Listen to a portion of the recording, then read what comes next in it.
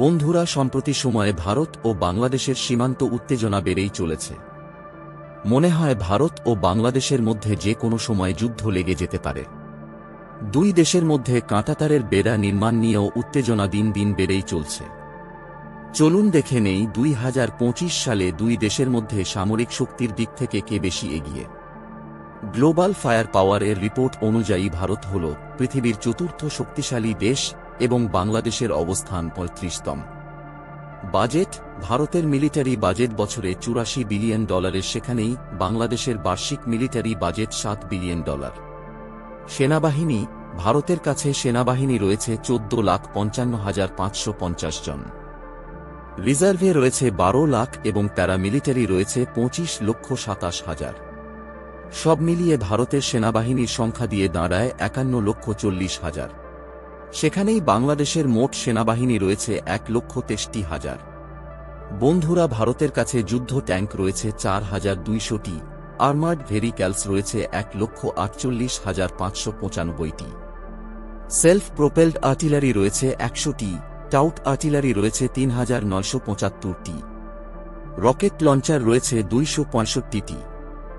সেখানেই বাংলাদেশ সেনাবাহিনীর কাছে যুদ্ধ ট্যাঙ্ক রয়েছে 320টি, আর্মার্ড ভেহিক্যালস রয়েছে 11,584টি, সেলফ প্রোপেলড আর্টিলারি রয়েছে 56টি, টাউট আর্টিলারি রয়েছে 546টি এবং রকেট লঞ্চার রয়েছে 110টি।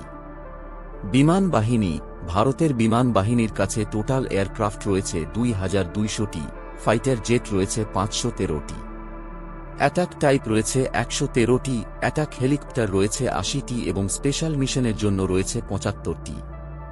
সেখানেই বাংলাদেশের বিমান বাহিনীর কাছে টোটাল এয়ারক্রাফট রয়েছে 214টি, ফাইটার জেট রয়েছে 42টি, অ্যাটাক টাইপ রয়েছে 17টি, অ্যাটাক হেলিকপ্টার রয়েছে 65, স্পেশাল মিশনের জন্য রয়েছে 5টি।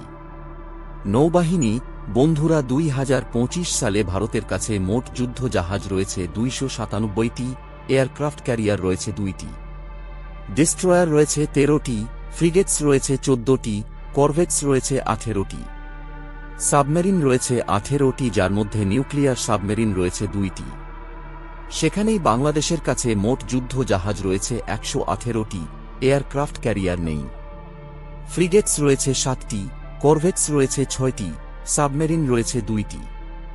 ড্রোন: ভারতের কাছে কম্ব্যাট ড্রোন রয়েছে 900টি, সেখানেই বাংলাদেশের কাছে রয়েছে 321টি। নিউক্লিয়ার বোমা: বন্ধুরা, ভারতের কাছে মোট 170টি নিউক্লিয়ার বোমা রয়েছে, আর এই নিউক্লিয়ার বোমা কতটা শক্তিশালী হতে পারে সেটা আপনারা সবাই জানেন, কিন্তু বাংলাদেশের কাছে কোনো নিউক্লিয়ার বোমা নেই। মিসাইল: বন্ধুরা, ভারতের কাছে অগ্নি, পিনাকা, ব্রহ্মোস, S-400 এর মতো নানা ধরনের সুপারসনিক ও ক্রুজ মিসাইল রয়েছে।